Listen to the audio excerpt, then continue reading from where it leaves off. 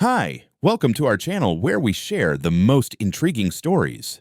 When ex-federal attorney Tyler Gray bought his dream home in the Tennessee Hills, he thought he'd left courtroom battles behind. But a rogue HOA, forged documents, and midnight threats dragged him into a war he never asked for, one he was uniquely equipped to win. I had barely been in Tennessee for 48 hours when I started to get the sense that my so-called dream home came with a side of bureaucratic insanity. After 12 years of working as a federal civil rights attorney, mostly dealing with housing discrimination and HOA overreach, I finally burned out. So, I did what any burned-out lawyer with no spouse, no kids, and a decent pension would do.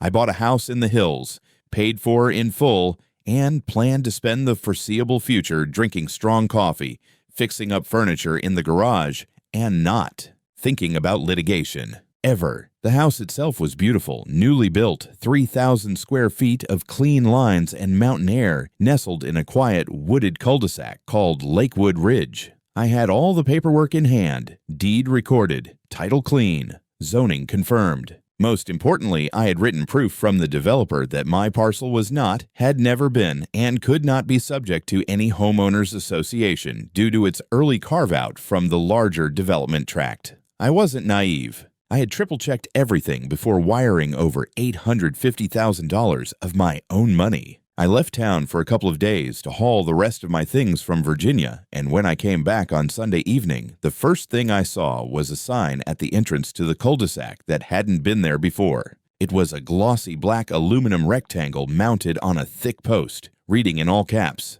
"Private Community, HOA Members Only. Trespassers will be prosecuted." I pulled my truck up to it and stared. For a solid minute, I thought it might be a prank. The sign was placed squarely at the only point of access to my property, a 20-foot wide paved road that led to my own damn driveway. I parked in front of the garage, unloaded a few boxes, and tried to convince myself that maybe the HOA had put the sign up to scare off solicitors or tourists, or that it was a generic marker for the lots deeper into the neighborhood. The problem was, there weren't many. My house sat on the edge of a ridgeline, the last property before the forest line, and the only road in or out was now marked as private. The next morning, I was on my porch adjusting a screen door hinge when a white Lexus SUV rolled up and parked half on, half off the pavement. The woman who stepped out looked exactly how you'd cast the villain in a Lifetime HOA drama. Mid-50s, overly crisp linen blazer, an iPad tucked under her arm like a sacred scroll. She didn't wave. She didn't smile. She walked straight up the driveway and stopped 5 feet from me like I was some kind of landscaper who hadn't been told to wait out front. "Mr. Gray, I presume?" she asked, crisp and sour at the same time. I wiped my hands and nodded. "That's me." And you are. Karen Milbrook, president of the Lakewood Preserve Homeowners Association. Of course she was. "I see," I said carefully. "Well, good morning. I assume you're here about the new sign?" "Yes, and more. I'm here to deliver your onboarding packet and discuss your outstanding dues." "My what?" She tapped the screen on her tablet a few times and pulled out a crisp, stapled packet from her bag. "As a resident within the expanded jurisdiction of Lakewood Preserve, you are required to sign the HOA membership agreement, remit the initiation fee of $12,000, and begin monthly payments of $375. All new residents must comply within 30 days of occupancy." I blinked. "That's going to be a problem." Her smile froze. "Excuse me? My property isn't part of your HOA. I confirmed that before I bought it. I have documentation signed by the developer stating that this parcel opted out prior to the formation of your association." Karen's jaw tightened just a little. "That may have been true years ago, but the board voted to extend the boundaries of the association to include all adjacent properties for the sake of uniformity and community protection. Your house, Mr. Gray, is very much within our jurisdiction now." "No, it's not. We have updated maps, declarations, and amended covenants. I have a deed, zoning documentation, a notarized exemption, and a title search that says otherwise. Want to compare notes?" Her eyes narrowed, and she raised her tablet again like it was some kind of shield. "We're prepared to pursue legal enforcement should you continue to resist. You'll find the rules in the packet. And you're already in violation of several aesthetic standards." I took the packet from her hand without looking at it. "Let me be very clear. I'm not joining your HOA. This property was never subject to it. I don't owe you $12,000. I don't owe you dues. And I will not be painting my house driftwood beige because your committee says it's calming." Her nostrils flared. "Then I suggest you prepare for the consequences, Mr. Gray. We take non-compliance very seriously." I smiled for the first time since she arrived. "So do I." She turned on her heel and walked briskly back to her Lexus, slamming the door with a level of force that betrayed just how rattled she was. I watched her drive away, the sign at the end of the cul-de-sac gleaming in the morning sun like some monument to bureaucratic overreach. I tossed the onboarding packet onto the kitchen table without opening it, poured myself a coffee, and booted up my laptop. I hadn't written a legal complaint in almost a year, but old habits die hard. I figured I'd better be ready, because if there was one thing I knew for certain, it was that this was just the beginning. By the time the sun came up the next morning, someone had turned my quiet driveway into a construction zone. I heard the racket before I even got out of bed. Trucks beeping in reverse, metal clanging against asphalt, shouting over diesel engines. I threw on jeans, grabbed my boots, and stepped outside to find two skid steers unloading what looked like crushed limestone right across the only road that led to my house. I stood at the edge of the property, arms crossed, watching as 4 workers in reflective vests shoveled gravel into a neat little mountain directly in front of the cul-de-sac entrance. A laminated sign was zip-tied to a temporary sawhorse. "Road closed. Maintenance in progress. Authorized vehicles only." There were no cones, no county trucks, no permits posted anywhere. The whole thing looked like a kindergarten attempt at roadwork cosplay. "Hey," I called out, walking toward the foreman. "Who's in charge here?" The guy, chewing a toothpick like it was his job, gave me a nod and wiped his hands on his jeans. "That'd be me. You the homeowner?" "Yeah. You have a work order or permit for this mess?" He blinked, clearly caught off guard. "We were hired by the Lakewood Preserve HOA, said this was community-maintained access, and we were supposed to start repaving today. Told us to keep it blocked off until they give the green light." I looked past him to the stack of gravel and the trailer full of concrete forms.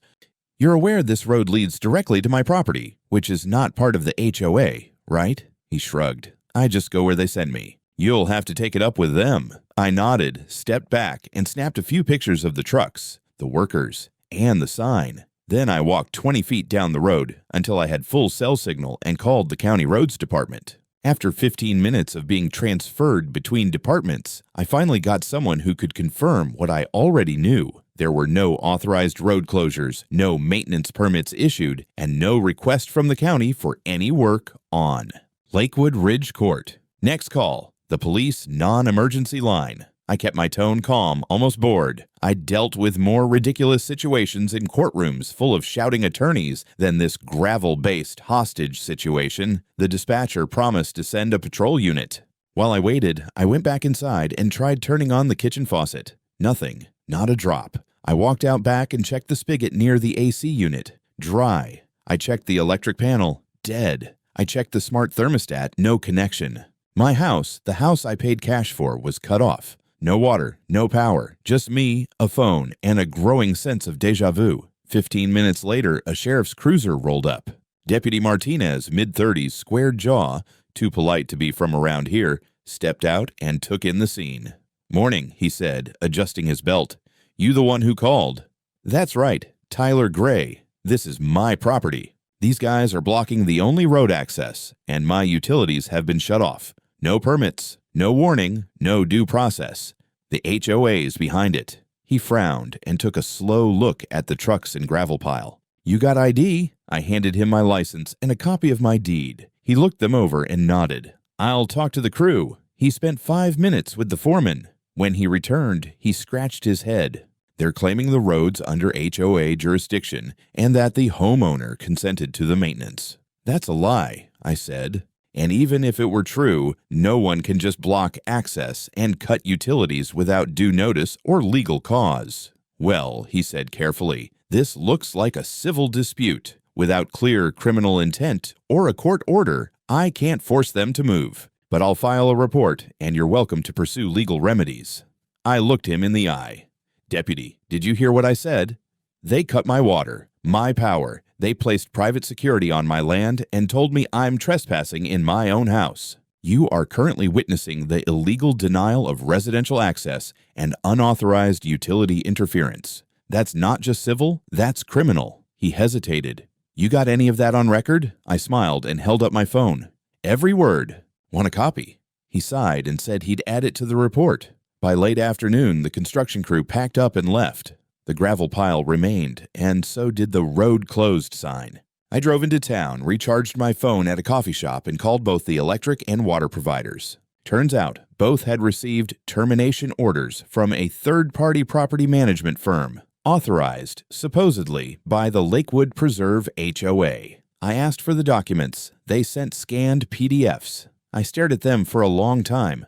The signature authorizing the shutoff wasn't mine. It wasn't even close to mine. It was a half-assed scrawl that read T. Grant. Whoever forged it hadn't even gotten my name right. That night, I stayed at a motel off the highway, charged everything, wrote out a timeline, backed up every photo and recording to the cloud, and started calling old contacts. I had no running water, no electricity, and no road access. But I had a digital arsenal, a trail of forged documents, and more than enough reason to believe this wasn't just HOA pettiness. It was a coordinated, calculated attempt to force me into submission. They had no idea who they were dealing with. The legal envelope arrived 3 days later, hand-delivered by a courier who didn't even bother making eye contact. No knock. Just a soft thump as it landed on my porch. I opened the door to find the thick packet lying on the welcome mat, sealed with the emblem of the Lakewood Preserve Homeowners Association and a cheap gold sticker that might as well have said, "Screw you."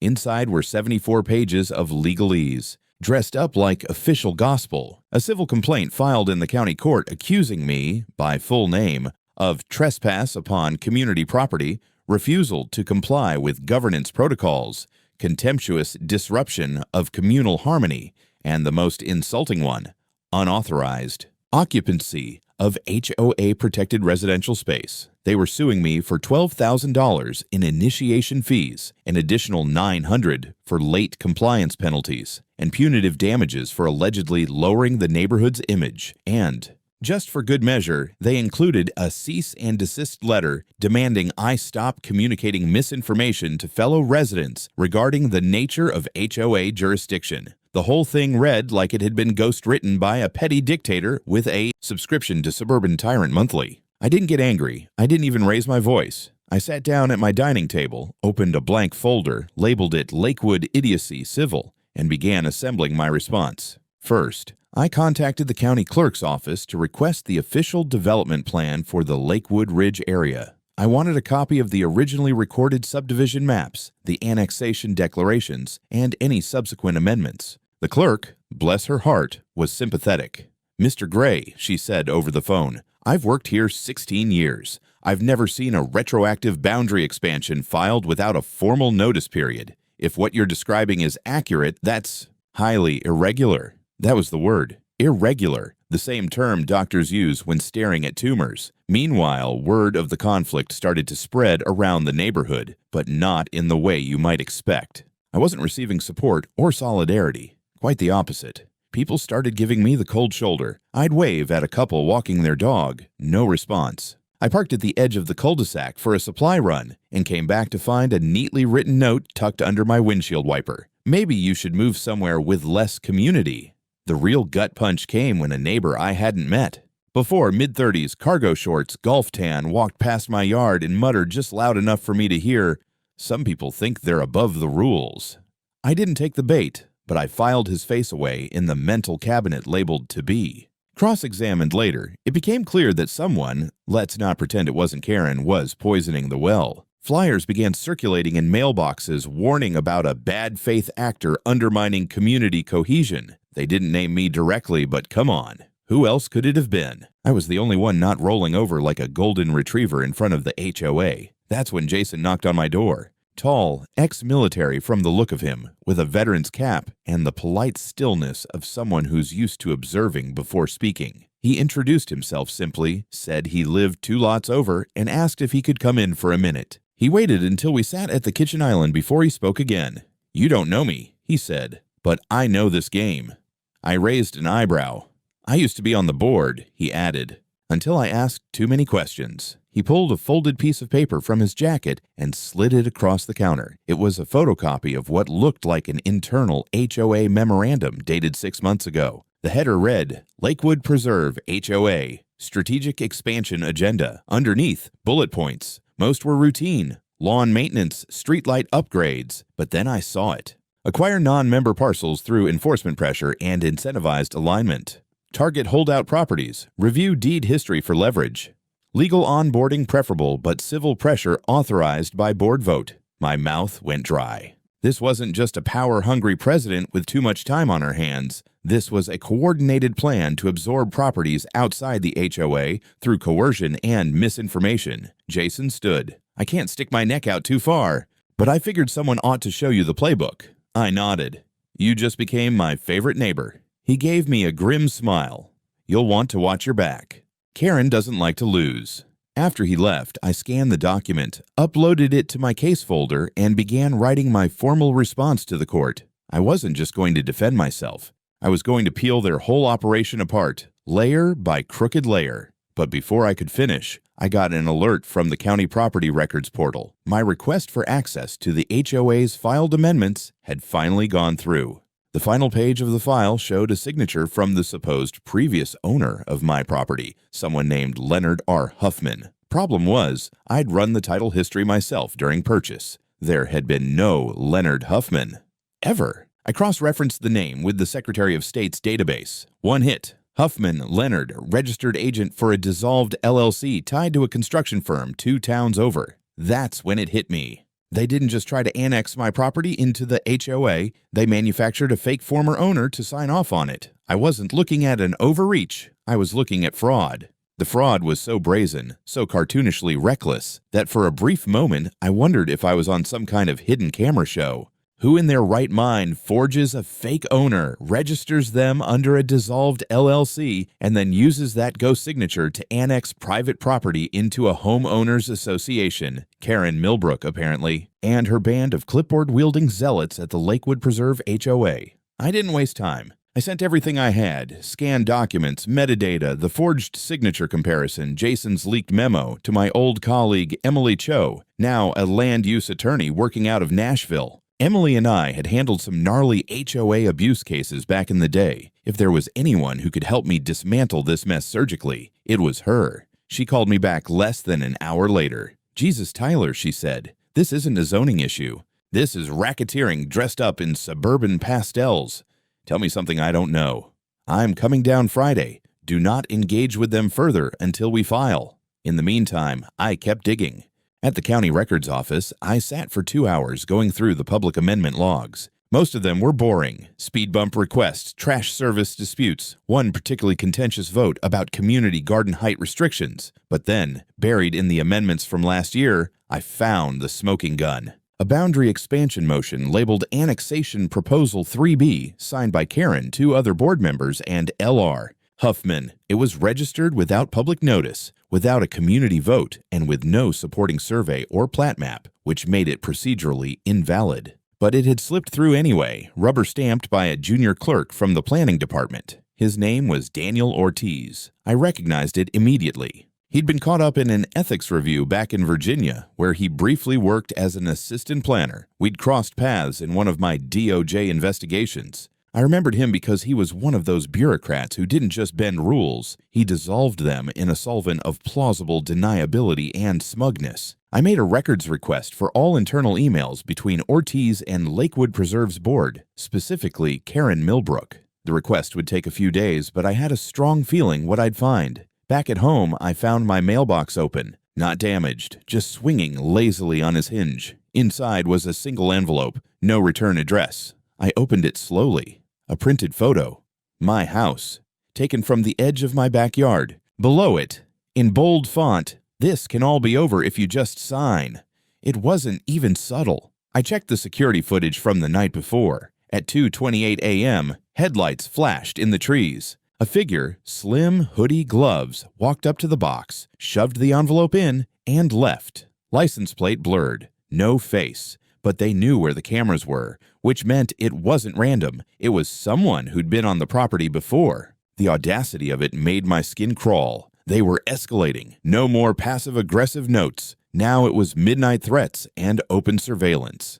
I took the photo, the envelope, and the footage down to the sheriff's office and filed a formal complaint. This time, I requested a restraining order against the HOA board, citing harassment and unlawful interference with property. The deputy on duty raised an eyebrow as I laid out the story. "You think they're watching you?" "I know they are." "And you think they forged documents?" "Already proved it." He took my statement down in full. As I was leaving, he said, "You know, we've had a couple calls about this HOA lately. They're intense." "Intense is one word," I said. "I'd go with unhinged." When Emily arrived 2 days later, she brought copies of 3 lawsuits involving Karen Millbrook from other counties. None had resulted in convictions, but the patterns were identical: boundary manipulation, fabricated covenants, pressure tactics on holdout homeowners. "She's been trying this in multiple places," Emily said, "and no one's taken her down because they all settled. No one wanted the fight." "Well," I said, pouring her coffee, "she picked the wrong mailbox. We spent the entire weekend building our federal case. Claim 1, unlawful interference with real property. Claim 2, fraudulent filing of official documents. Claim 3, civil conspiracy to defraud a property owner." And then Emily leaned in. "You want to go nuclear?" "I'm listening." "We had a RICO claim. Show a pattern, multiple victims, coordinated coercion for financial gain. We treat this like organized fraud, not just HOA nonsense." I stared at her for a beat. Karen's about to regret every pastel binder she's ever touched. We filed the preliminary complaint on Monday. 31 pages, attached exhibits, signed affidavits, notarized copies. It wasn't a petition. It was a guided missile. By Thursday, a county investigator contacted me. They'd reviewed my documentation. A subpoena was going out to Daniel Ortiz and the HOA board. By Friday, the planning department launched an internal audit of all HOA expansion filings in the last 3 years. And just like that, the house of cards began to tremble. The knock on the door came at 6:30 in the morning, which is never a good sign unless it's coffee or firemen. This was neither. I opened the door to find a county deputy standing next to a man in a gray blazer and government ID clipped to his chest. The badge read, "Investigator R. Delaney, County Auditor's Office." He greeted me with the careful neutrality of someone who's seen too many crazy things to be surprised by anything anymore. "Mr. Gray," he asked. "That's me. We'd like to ask you a few questions about your property and the Lakewood Preserve HOA." I stepped aside without hesitation. "You're a little late to the party, but come on in."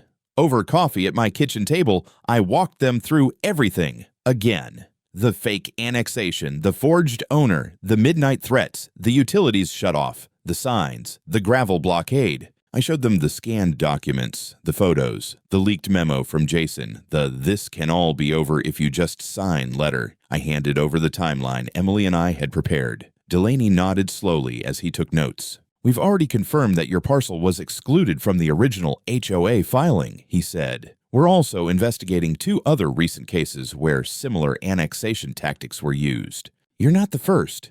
Just the first to fight it." He glanced up.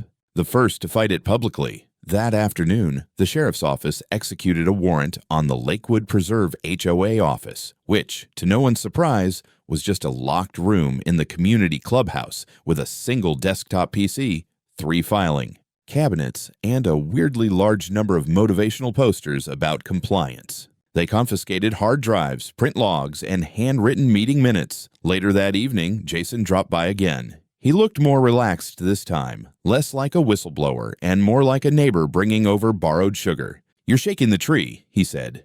"Good. Let's see what falls out." He pulled a folded printout from his jacket and handed it to me. "Karen's been making calls. She's trying to spin the narrative. Says you're a hostile agitator trying to dismantle the community. Wants to call an emergency board vote to authorize legal countersuits and even private surveillance to monitor your movements." "She's what?" Jason nodded. "She says you're a threat to collective well-being," using phrases like suburban terrorism and preemptive enforcement. I stared at him, stunned. What the hell does preemptive enforcement even mean? Jason smirked. "Whatever she wants it to. But here's the kicker. Someone recorded the meeting. One of the junior board members got the whole thing on tape. He played it from his phone. Karen's voice came through sharp and theatrical. And if Mr. Gray insists on acting like he's above the law, then we'll treat him like the threat he is. We'll get eyes on him, find something, anything. No one is immune to pressure." I emailed the recording to Emily with the subject line, "New exhibit." "Please tell me this is actionable," she replied 10 minutes later. "Oh, it's actionable. It's also going to make a damn fine opening in court." The next morning, the press got wind of the lawsuit. Local papers first, then the evening news. Then, inevitably, a blog picked it up with the headline, "Retired Federal Attorney Suing HOA Over Fraud, Forced Annexation, and Stalking Allegations."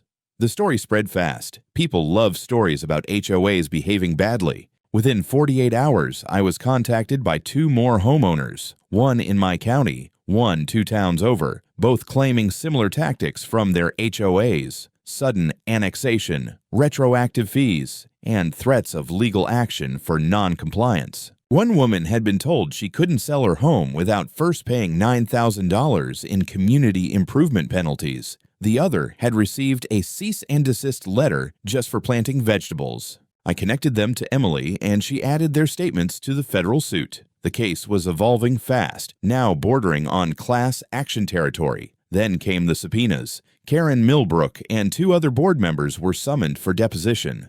Daniel Ortiz, the zoning official who approved the boundary changes, was placed on administrative leave pending an ethics investigation. When reporters showed up at HOA meetings, Karen refused to comment, slamming doors and calling them tools of misinformation. But the damage was done. Under scrutiny, the HOA began to fracture. Emails leaked, internal memos surfaced. A spreadsheet labeled "Holdout Targets" included my name, address, and a column marked "Pressure Applied, Pending." There were others. At least a dozen. People who had caved, paid, signed, or moved. I wondered how many of them had just wanted peace, willing to let the machine grind them down rather than fight it. I didn't blame them, but I wasn't them.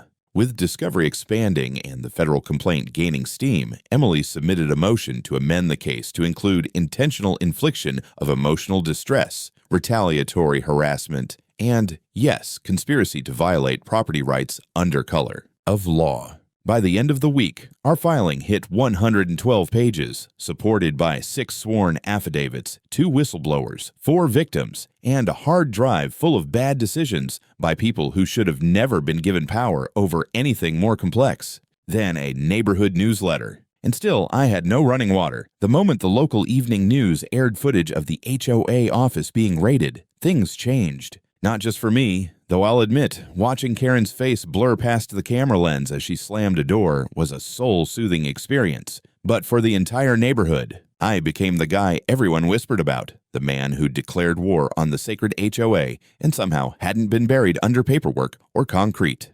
I couldn't go to the grocery store without hearing someone mutter, "That's him." Some looked at me like I was a hero, others like I was the Antichrist with a coffee mug. Either way, I'd become folklore. And Karen, she vanished. No morning walks, no passive-aggressive flyers, no HOA bulletins, just eerie silence from the self-proclaimed high priestess of Lakewood Preserve. But silence isn't surrender. Silence is strategy. Emily warned me to expect retaliation, not necessarily legal. We were digging too deep, pulling threads that connected not just HOA members but developers, zoning offices, and county contractors. If Karen's empire fell, it wouldn't be a small collapse. It'd be seismic. Sure enough, the first blow came through code enforcement. One morning, a bright orange notice was taped to my front door. Violation. Exterior paint, not in compliance with community aesthetic ordinance. I stared at it for a full minute, mostly because I hadn't painted the damn house. It came beige, still was. Later that afternoon, a man with a clipboard showed up, claiming to be from the County Drainage Review Committee. He insisted I needed an immediate inspection due to unreported modifications to landscape grade. I asked for his ID. He flashed a badge with a seal I didn't recognize, then muttered something about just following up, and scurried off like a rat that realized the trap was smarter than expected. Emily laughed when I told her. "They're not even pretending to be subtle," she said. "Just document everything. They're building a paper wall to bury you under." The next day, someone slashed 2 of my tires. The day after that, my mailbox was knocked off its post. And on Thursday night, someone spray-painted "snitch" across my garage door in blood-red letters. This wasn't just HOA anymore. This was goon work. I installed new motion lights, added 2 more cameras, and sent every bit of footage to the sheriff's office. Deputies came out, took statements, but didn't promise much. "Without plates or faces," one of them said, "it's circumstantial." Emily wasn't buying it. "This is coordinated," she said. "They're trying to intimidate you into settling or withdrawing the suit." "Yeah, well," I muttered, scrubbing paint off the garage. "They'll need more paint." But it wore on me. The constant edge, sleeping with one eye open, waking at every creak. And worst of all, the water was still off. Turns out the utility company had a contract with a third-party service provider, one that Karen had recommended during her time on the local advisory board. I called them every day, filed every appeal I could. The answer was always the same: pending compliance with HOA directives. Emily filed an emergency motion for injunctive relief. We included the utility shutdown, the vandalism, the attempted inspections, the code citations, all of it. The judge reviewed it that evening. The next morning, we were granted a temporary restraining order against the HOA and its affiliates.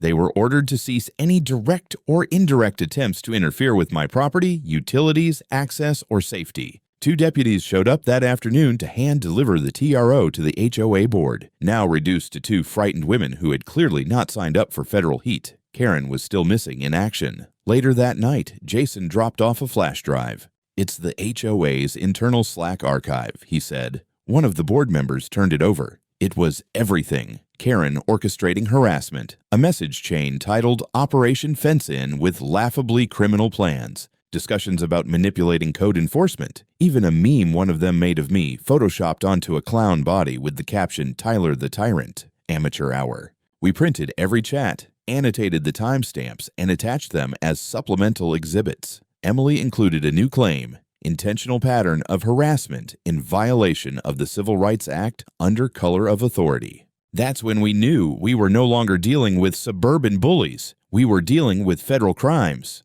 A week later, federal agents visited Karen's home. They didn't find her because Karen had fled the state. When the federal agents confirmed that Karen Millbrook had officially skipped town, left behind her faux colonial, perfectly pressure-washed home with the Live Laugh Lakewood porch sign still hanging, I didn't feel triumph. I felt a slow, simmering anger, because flight doesn't erase harm. It just delays accountability, and it meant someone else would have to drag her back into the light. The investigation picked up speed without her. With the internal HOA communications and the Slack archives submitted into evidence, the U.S. Attorney's Office opened a case file for potential wire fraud, conspiracy, and violations of the RICO Act. Yes, that RICO, the one designed for organized crime. Apparently, it's versatile enough for suburban tyrants with clipboards and too much free time. Meanwhile, Emily and I worked with 3 other homeowners who'd come forward after the media coverage. One of them, a 72-year-old man named Gerald, had been paying fraudulent beautification fees for 2 years under threat of lien. When he tried to sell his house, Karen's board claimed he owed over $28,000. There was no record of these fees in the official HOA budget, just ghost charges invented as leverage. Gerald nearly cried when I showed him how none of it held legal weight. "You mean they can't take my house?" "No, Gerald, they never could. They just hoped you wouldn't ask." The scope of it all became clearer. This wasn't one rogue HOA president flexing her entitlement. This was an organized scam preyed on the elderly, the unaware, the exhausted. They used the language of order, community standards, architectural review, neighborhood integrity as camouflage for extortion. We amended the federal suit again, with a new batch of plaintiffs and new charges: elder abuse, extortion under false authority, and systemic fraud using municipal misrepresentation. By now, Karen's name was on every local station. Her smiling HOA campaign photo from 3 years ago, back when she wore pearls and promised to restore harmony to Lakewood Preserve, had become the face of modern suburban villainy. Someone even made a satirical TikTok account impersonating her. It went viral. I didn't even know you could go viral for fraud. A break came from an unlikely source: Daniel Ortiz. He requested a private meeting through his lawyer. Emily and I agreed to a supervised deposition. When he sat across from us, he looked like a man who'd aged 20 years in 2 weeks.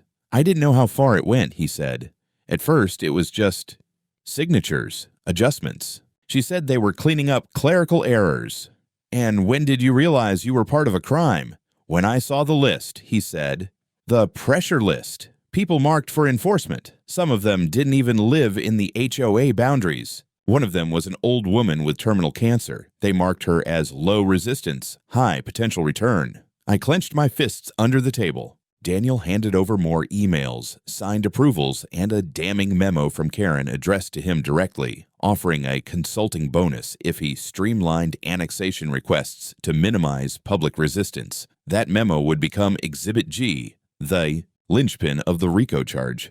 Then came the grand jury summons. Karen was indicted in absentia. 3 other HOA board members were charged with conspiracy to commit fraud, unlawful property coercion, and misuse of municipal authority. A warrant was issued for Karen's arrest nationwide. Her accounts were frozen, her assets seized. Lakewood Preserve fell into administrative receivership. The HOA was legally dissolved by court order, pending full restitution to its victims. My water finally came back on. That night, I took a long shower, hot enough to burn off months of anxiety, legal dust, and psychological grime. Then I sat on my back porch, sipping bourbon in the dark, listening to the cicadas buzz like tiny sirens of justice. My phone buzzed. "Emily." "It's over," she said. "At least this part." "Karen?" "Interpol notice just went out. She's officially international."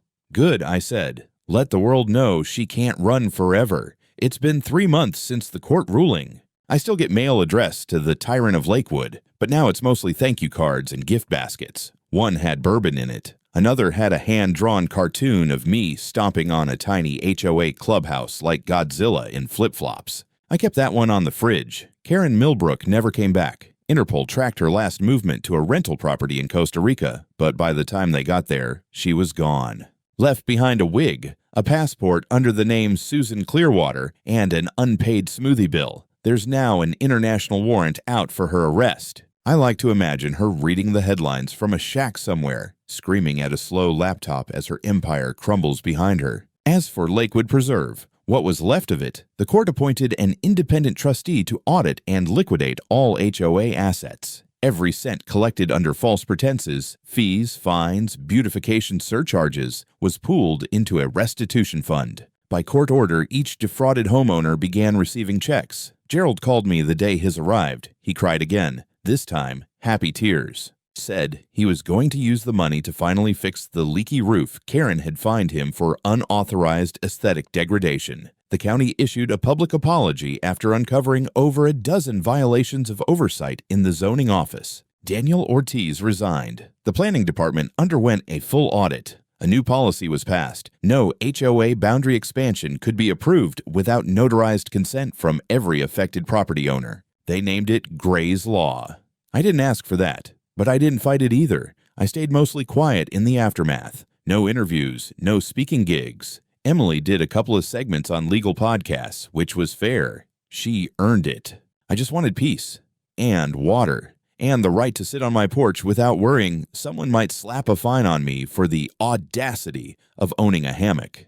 I did, however, hang a new sign by my driveway. Polished wood, carved letters, simple message. This is not your community. This is my land. It felt good. Better still, a month after the ruling, I used part of my compensation to establish a nonprofit, Property Defense Initiative, or PDI. We help homeowners who find themselves trapped in similar HOA nightmares, legal advice, document audits, even emergency restraining orders when needed. We've already taken on 5 cases. 1 in Arizona, 2 in Florida, 1 in Utah, and another disturbingly similar case in North Carolina. Apparently Karen wasn't the only fraud in pearls. I don't pretend I changed the world, but I tipped the first domino. People talk a lot about community these days, how it's supposed to mean trust, support, neighbors helping neighbors.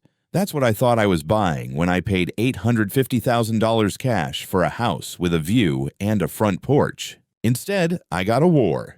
But I won. Not because I shouted the loudest or filed the most lawsuits, but because I didn't back down, because I knew the law, and I knew myself, and because somewhere along the line, a clipboard bully forgot that America still has courts, that property rights still matter, and that retired civil rights attorneys with time on their hands are the worst kind of neighbor to push around. So if you're out there, fighting your own HOA horror story buried under bogus fees and pastel tyranny, let me offer you one piece of advice. You're not alone, and they're not invincible, not even close.